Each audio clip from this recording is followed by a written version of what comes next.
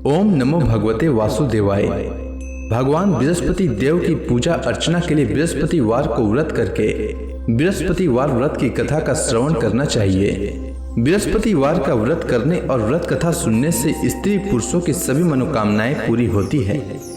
इस व्रत से धन संपत्ति की प्राप्ति होती है, निसंतानों को पुत्र प्राप्ति होती है, परिवार में सुख शांति बनी रहती है, सभी आनंद पूर्वक रहते हैं।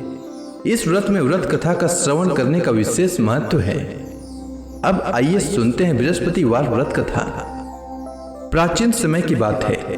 भारत में एक राजा राज्य करता था। वह बड़ा प्रतापी तथा दानी था। वह नित्य प्रति मंदिर में भगवत दर्शन करने जाता था। वह ब्राह्मण और गुरु की सेवा किया करता था। उसके द्वार से कोई भी याचक निराश होकर नहीं लौटता था। वह प्रत्येक गुरुवार को व्रत रखता एवं पूजन करता था। हर दिन गरीबों की सहायता करता था। परंतु यह सब बातें उसकी रानी को अच्छी नहीं लगती थी। वह न तो व्रत करती और न किसी को एक भी पैसा दान में देती थी। वह राजा से भी ऐसा करने को मना किया करती थी। एक समय की बात है। राजा शिकार खेलने वन को चले गए। घर पर रानी और दासी थी। उस समय गुरु बृहस्पति साधु का रूप धारण कर राजा के दरवाजे पर भिक्षा मांगने आए। साधु ने रानी से भिक्षा मांगी तो वह कहने लगी, हे साधु महाराज, मैं इस दान और पुण्य से तंग आ चुकी हूँ। इस कार्य के लिए तो मेरे पति देव ही बहुत हैं। अब आप ऐसी कृपा करें कि सारा धन नष्ट हो जाए तथा मैं आराम से रह सकूं। साधु रूपी बृहस्पति देव ने कहा, हे देवी, तुम बड़ी विचित्र हो। संतान और धन से कोई दुखी नहीं होता है, इसको सभी चाहते हैं। पापी भी पुत्र और धन की इच्छा करता है। अगर तुम्हारे पास धन अधिक है तो भूखे मनुष्यों को भोजन कराओ, प्याऊ लगाओ, ब्राह्मणों को दान दो, धर्मशालाएं बनवाओ, कुआं, तालाब, बावड़ी, बाग, बगीचे आदि का निर्माण कराओ तथा निर्धनों की कुंवारी कन्याओं का विवाह कराओ, साथ ही यज्ञ आदि करो। इस प्रकार के कर्मों से आपके कुल का और आपका नाम परलोक में सार्थक होगा एवं स्वर्ग की प्राप्ति होगी। परंतु रानी साधु की इन बातों से खुश नहीं हुई। उसने कहा, हे साधु महाराज, मुझे ऐसे धन की आवश्यकता नहीं जिसको मैं अन्य लोगों को दान दूं तथा जिसको रखने और संभालने में ही मेरा सारा समय नष्ट हो जाए। साधु ने कहा, हे देवी, यदि तुम्हारी ऐसी इच्छा है तो जैसा मैं तुम्हें बताता हूँ तुम वैसा ही करना। बृहस्पतिवार के दिन घर को गोबर से लिपना, अपने केसों को पीली मिट्टी से धोना, केसों को धोते समय स्नान करना, राजा से कहना वह हजामत करवाए, भोजन में मांस मदिरा खाना, कपड़ा धोबी के यहाँ धुलने देना। इस प्रकार 7 बृहस्पतिवार करने से तुम्हारा धन नष्ट हो जाएगा। यह कहकर साधु महाराज रूपी बृहस्पति देव अंतर ध्यान हो गए। रानी ने साधु के कहने के अनुसार 7 बृहस्पतिवार तक वैसा ही करने का विचार किया। साधु के बताए अनुसार कार्य करते हुए केवल 3 बृहस्पतिवार ही बीते थे कि उसकी समस्त धन संपत्ति नष्ट हो गई। भोजन के लिए दोनों समय परिवार तरसने लगा तथा सांसारिक भोगों से दुखी रहने लगा। तब वह राजा रानी से कहने लगा कि हे रानी, तुम यहाँ पर रहो, मैं दूसरे देश को जाता हूँ, क्योंकि यहाँ पर मुझे सभी मनुष्य जानते हैं, इसलिए मैं यहाँ कोई कार्य नहीं कर सकता। मैं अब परदेश जा रहा हूँ, वहाँ कोई काम धंधा करूंगा, शायद हमारे भाग्य बदल जाए। ऐसा कहकर राजा परदेश चला गया। वह वहाँ जंगल से लकड़ी काट कर लाता और शहर में बेचता। इस तरह जीवन व्यतीत करने लगा। इधर राजा के बिना रानी और दासियां दुखी रहने लगी। किसी दिन भोजन मिलता और किसी दिन जल पीकर ही रह जाती। एक समय रानी और दासियों को 7 दिन बिना भोजन के व्यतीत करना पड़ा। तो रानी ने अपने दासी से कहा, हे दासी, यहाँ पास के ही नगर में मेरी बहन रहती है, वह बड़ी धनवान है, तू उसके पास जा और वहां से 5 सेर बेझर मांग कर ले आ, जिससे कुछ समय के लिए गुजर हो जाए। दासी रानी की बहन के पास गई। रानी की बहन उस समय पूजा कर रही थी। बृहस्पतिवार का दिन था। दासी ने रानी की बहन से कहा, हे रानी, मुझे आपकी बहन ने भेजा है, मुझे 5 सेर बेझर दे दो। दासी ने यह बात अनेक बार कही, परंतु रानी की बहन ने कोई उत्तर नहीं दिया, क्योंकि वह उस समय बृहस्पतिवार की कथा सुन रही थी।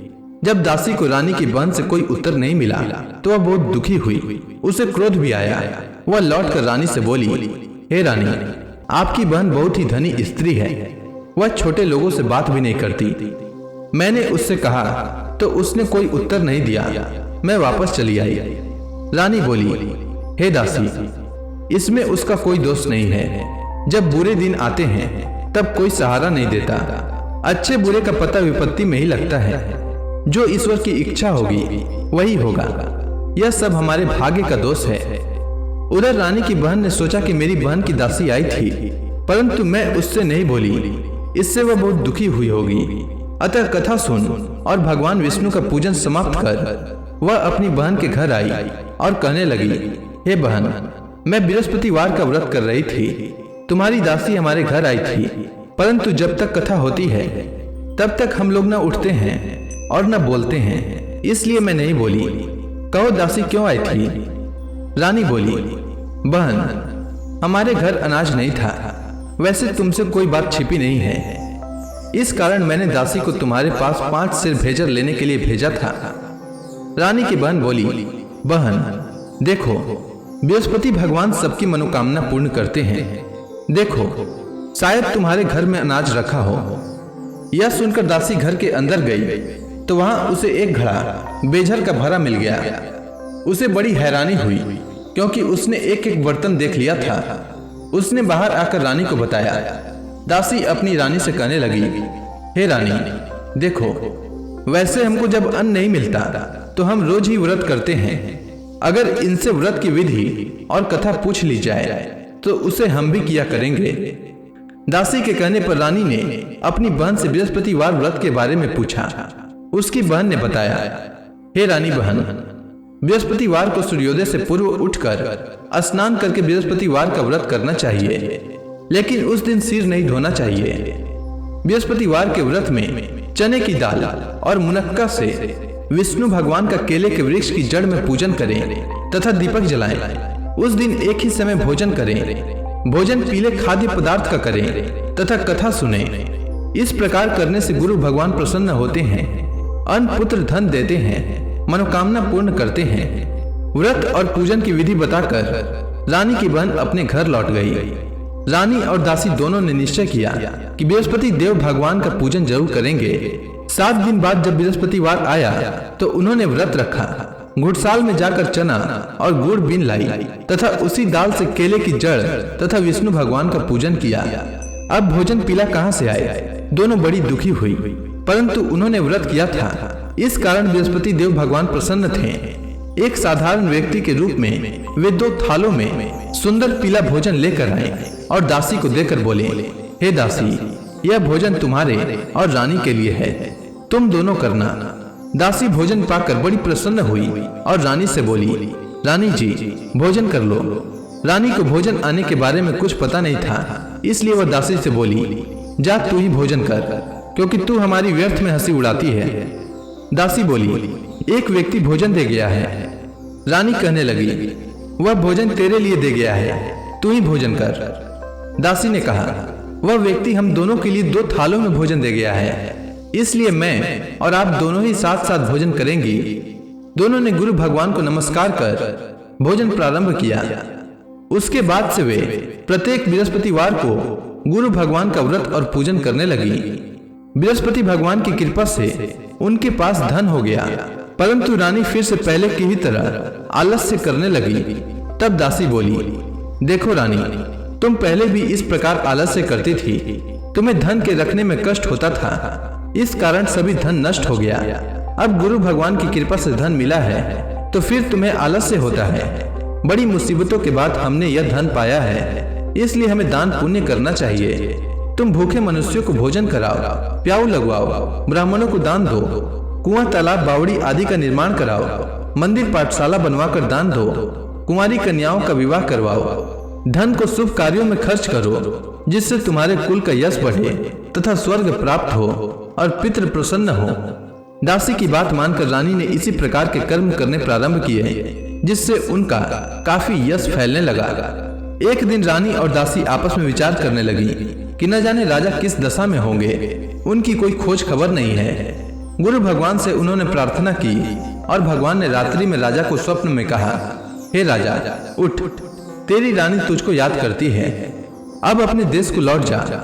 राजा प्रातः काल उठकर जंगल से लकड़ियां काट कर लाने के लिए जंगल की ओर चल पड़ा। जंगल से गुजरते ही वह सोचने लगा, रानी की गलती से उसे कितने दुख भोगने पड़े। राजपाट छोड़कर उसे जंगल में आकर रहना पड़ा। जंगल से लकड़ियां काटकर उन्हें बेचकर गुजारा करना पड़ा। उसी समय उस जंगल में बृहस्पति देव एक साधु का रूप धारण कर आए और राजा के पास आकर बोले, हे लकड़हारे, तुम इस सुनसान जंगल में किस चिंता में बैठे हो, मुझे बतलाओ। यह सुनकर राजा के नेत्रों में जल भर आया और साधु की वंदना कर बोले, हे प्रभु, आप सब कुछ जानने वाले हैं। इतना कहकर राजा ने साधु को अपनी संपूर्ण कहानी सुना दी। महात्मा दयालु होते हैं। वे राजा से बोले, हे राजा, तुम्हारी पत्नी ने बृहस्पति देव के प्रति अपराध किया था, जिसके कारण तुम्हारी यह दशा हुई है। अब तुम किसी प्रकार की चिंता मत करो, भगवान तुम्हें पहले से अधिक धन देंगे। देखो, तुम्हारी पत्नी ने बृहस्पतिवार का व्रत प्रारंभ कर दिया है। अब तुम भी बृहस्पतिवार का व्रत करके चने की दाल व गुड़ जल के लोटे में डालकर केले का पूजन करो, फिर कथा सुनो। भगवान तुम्हारी सब मनोकामनाओं को पूर्ण करेंगे। साधु को प्रसन्न देखकर राजा बोला, हे प्रभु, मुझे लकड़ी बेचकर इतना पैसा भी नहीं बचता जिससे भोजन करने के उपरांत कुछ बचा सकूं। मैंने रात्रि में अपनी रानी को व्याकुल देखा है। मेरे पास कोई साधन नहीं जिससे समाचार जान सकूं। फिर मैं बृहस्पति देव की क्या कहानी सुनूं? मुझको तो कुछ भी मालूम नहीं है। साधु ने कहा, हे राजा, तुम किसी बात की चिंता मत करो। बृहस्पतिवार के दिन तुम रोजाना की तरह लकड़ियां लेकर शहर में जाओ। तुम्हें रोज से दुगना धन प्राप्त होगा, जिससे तुम भली भांति भोजन कर लोगे तथा बृहस्पति देव की पूजा का सामान भी आ जाएगा। बृहस्पति देव की कथा इस प्रकार है, सुनो। प्राचीन काल में एक बहुत ही निर्धन ब्राह्मण था। उसकी कोई संतान नहीं थी।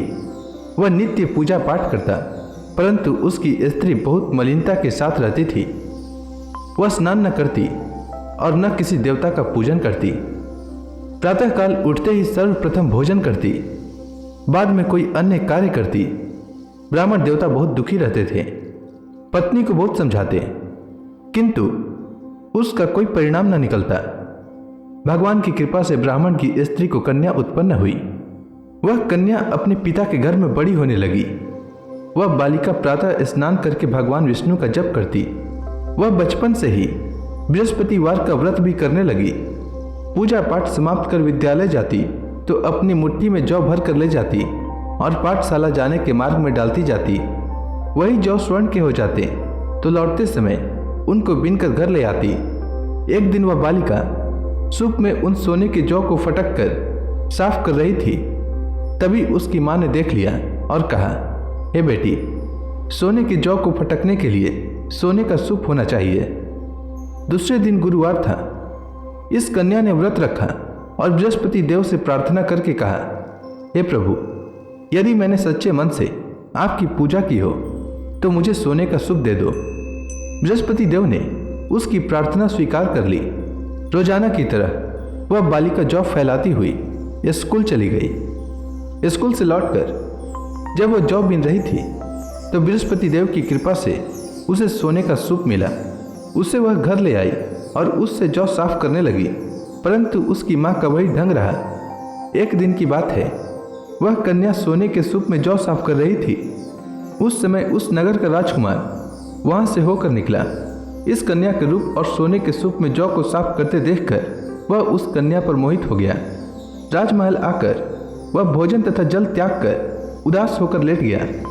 राजा को जब राजकुमार द्वारा अन्न जल त्यागने का समाचार ज्ञात हुआ तो अपने मंत्रियों के साथ वह अपने पुत्र के पास गए और बोले, हे बेटा, तुम्हें किस बात का कष्ट है?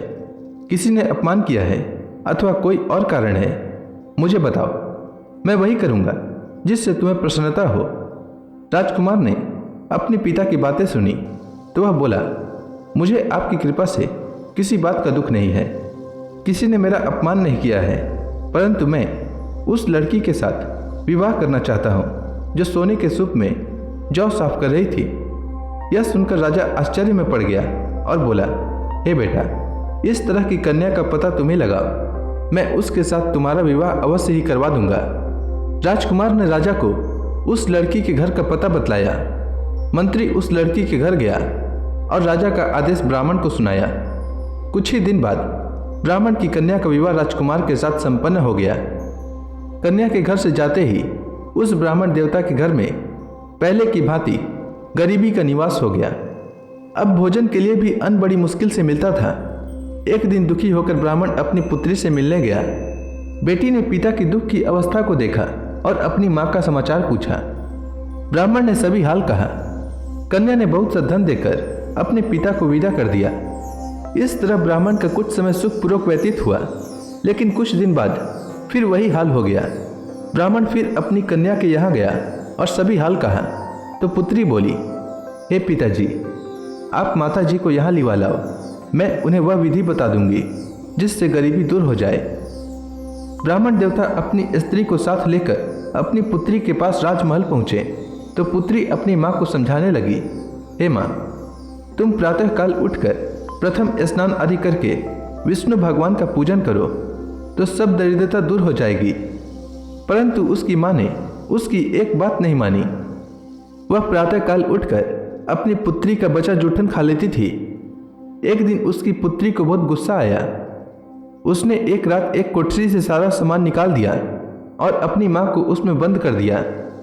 प्रातः उसमें से उसे निकाला तो स्नान आदि करा के पूजा पाठ करवाया तो उसकी माँ की बुद्धि ठीक हो गई। इसके बाद वह नियम से पूजा पाठ करती और प्रत्येक बृहस्पतिवार को व्रत रखने लगी। इस व्रत के प्रभाव से उसकी माँ भी बहुत धनवान हो गई और बृहस्पति देवता के प्रभाव से स्वर्ग को गई। वह ब्राह्मण भी सुखपूर्वक इस लोक का सुख भोग कर स्वर्ग को प्राप्त हुआ। इस तरह कहानी कहकर साधु देवता वहां से लोप हो गए। धीरे धीरे समय व्यतीत होने पर फिर बृहस्पतिवार का दिन आया। राजा जंगल से लकड़ी काटकर किसी शहर में बेचने गया। उसे उस दिन और दिनों से अधिक धन मिला। राजा ने चना गुड़ आदि लाकर बृहस्पतिवार का व्रत किया। उस दिन से उसके सभी क्लेश दूर हो गए। परंतु जब अगला गुरुवार का दिन आया तो वह बृहस्पतिवार का व्रत करना भूल गया। इस कारण बृहस्पति भगवान नाराज हो गए। उस दिन उस नगर के राजा ने विशाल यज्ञ का आयोजन किया तथा अपने समस्त राज्य में घोषणा करवा दी कि कोई भी मनुष्य अपने घर में भोजन न बनाए तथा आग भी न जलाए। समस्त लोग मेरे यहाँ भोजन करने आवे। इस आज्ञा को जो न मानेगा उसको फांसी की सजा दी जाएगी। राजा की आज्ञानुसार राज्य के सभी वासी राजा के भोज में सम्मिलित हुए, लेकिन लकड़हारा कुछ देर से पहुंचा, इसलिए राजा उसको अपने साथ महल में ले गए। जब राजा लकड़हारे को भोजन करा रहे थे तो रानी की दृष्टि उस खुटी पर पड़ी जिस पर उसका हार लटका हुआ था। उसे हार खुटी पर लटका दिखाई नहीं दिया। रानी को निश्चय हो गया कि मेरा हार इसी लकड़हारे ने चुरा लिया है। उसी समय सैनिक बुलवाकर उसको जेल में डलवा दिया। जब लकड़हारा जेल खाने में गया तो बहुत दुखी होकर विचार करने लगा कि न जाने कौन से पूर्व जन्म के कर्म से मुझे यह दुख प्राप्त हुआ है, और उसी साधु को याद करने लगा जो जंगल में मिला था।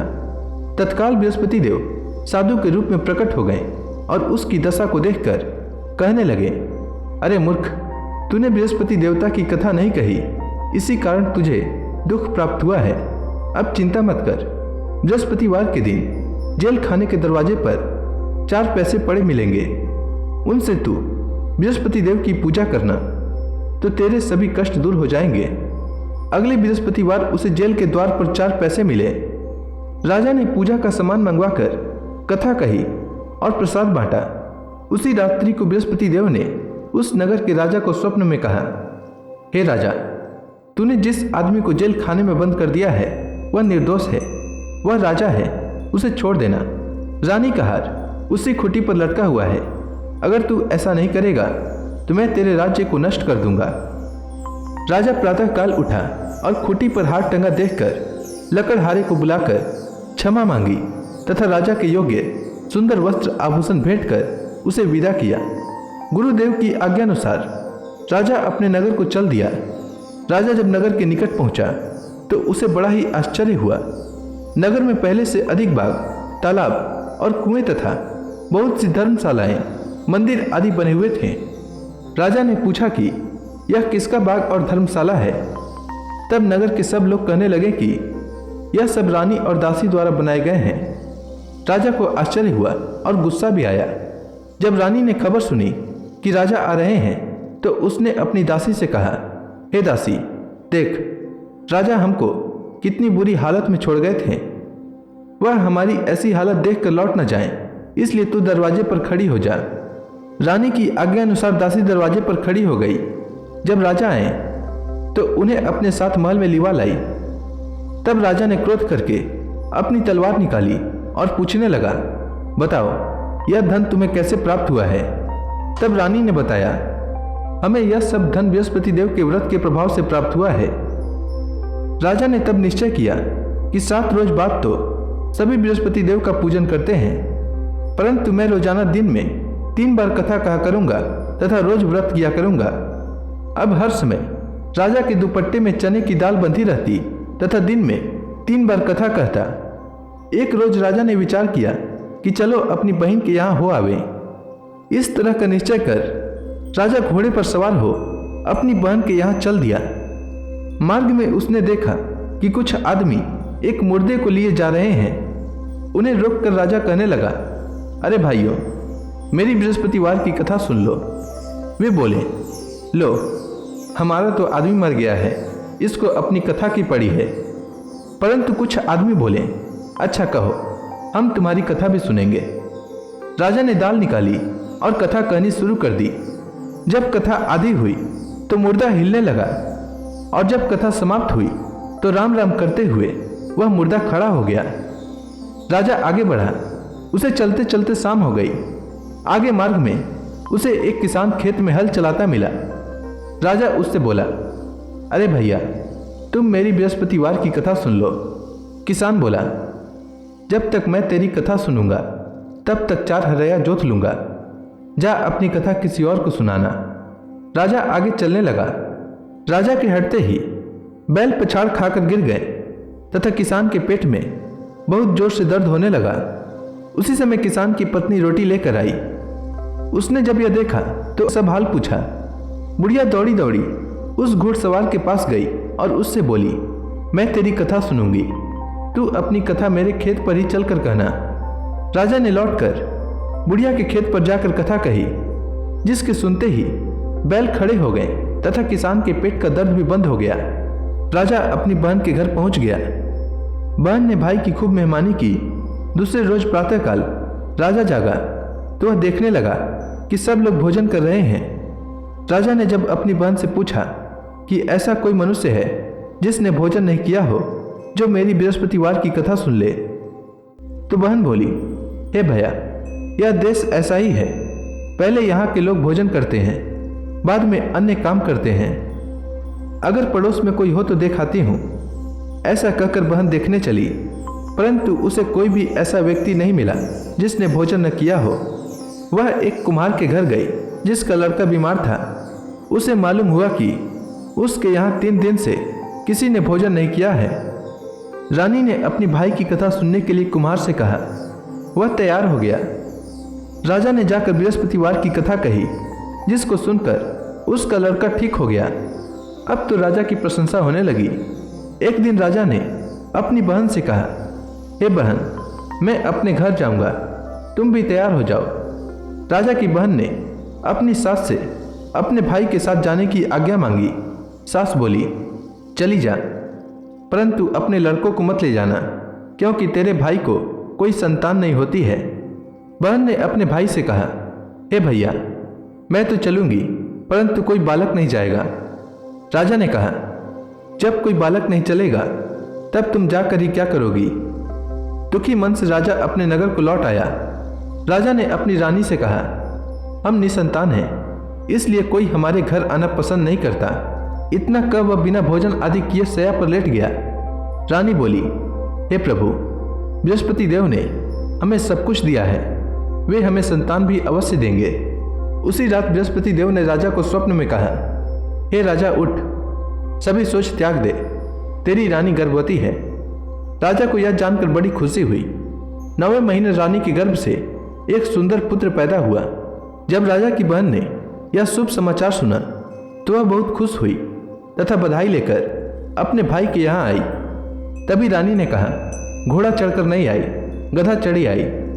रानी की बहन बोली, भाई मैं इस प्रकार न कहती तो तुम्हें औलाद कैसे मिलती। बृहस्पति देव ऐसे ही हैं, जिसके मन में जो कामनाएं रहती है सभी को पूर्ण करते हैं। जो सद्भावना पूर्वक बृहस्पतिवार का व्रत करता है एवं यह कथा पढ़ता है अथवा सुनता है और दूसरों को सुनाता है, बृहस्पति देव उसकी सभी मनोकामना पूर्ण करते हैं। बृहस्पति देव उनकी सदैव रक्षा करते हैं। जो संसार में सद्भावना व सच्चे हृदय से बृहस्पति देव का पूजन करते हैं, उनकी सभी मनोकामनाएं उसी प्रकार पूर्ण होती है जैसे रानी और राजा ने बृहस्पति देव की कथा का गुणगान किया। उनकी सभी इच्छाएं बृहस्पति देव ने पूर्ण की। मनुष्य को हृदय से उनका मनन करते हुए जयकारा करना चाहिए। तो प्रेम से बोलिए, बृहस्पति देव की जय, विष्णु भगवान की जय, समस्त देवी देवताओं की जय। अब आप सभी भक्तगण हाथ जोड़कर भगवान श्री हरि का ध्यान करें। आरती होने वाली है। ओम जय जगदीश हरे, स्वामी जय जगदीश हरे। भक्त जनों के संकट, भक्त जनों के संकट क्षण में दूर करे। ओम जय जगदीश हरे। जो ध्यावे फल पावे, दुख बिन से मन का, सुख संपत्ति घर आवे, कष्ट मिटे तन का। ओम जय जगदीश हरे। मात पिता तुम मेरे, शरण गहूँ मैं किसकी, प्रभु शरण गहूँ मैं किसकी। तुम बिन और न दूजा, तुम बिन और न दूजा, आस करूँ मैं किसकी। ओम जय जगदीश हरे। तुम पूरन परमात्मा, तुम अंतर्यामी, प्रभु तुम अंतर्यामी। पार ब्रह्म परमेश्वर, तुम सबके स्वामी। ओम जय जगदीश हरे। तुम करुणा के सागर, तुम पालन करता, प्रभु तुम पालन करता। मैं मूरख खल कामी, मैं मूरख खल कामी, कृपा करो भरता। ओम जय जगदीश हरे। तुम हो एक अगोचर, सबके प्राणपति, प्रभु सबके प्राणपति। किस विधि मिलूं दया मैं, किसी विधि मिलूं दया मैं, तुमको मैं कुमति। ओम जय जगदीश हरे। दीन बंधु दुख हरता, तुम रक्षक मेरे, प्रभु तुम रक्षक मेरे। अपने हाथ उठाओ, अपने हाथ उठाओ, द्वार पड़ा तेरे। ओम जय जगदीश हरे। विषय विकार मिटाओ, पाप हरो देवा, प्रभु पाप हरो देवा। श्रद्धा भक्ति बढ़ाओ, सनातन की सेवा। ओम जय जगदीश हरे। तन मन धन सब तेरा, स्वामी सब कुछ है तेरा, स्वामी सब कुछ है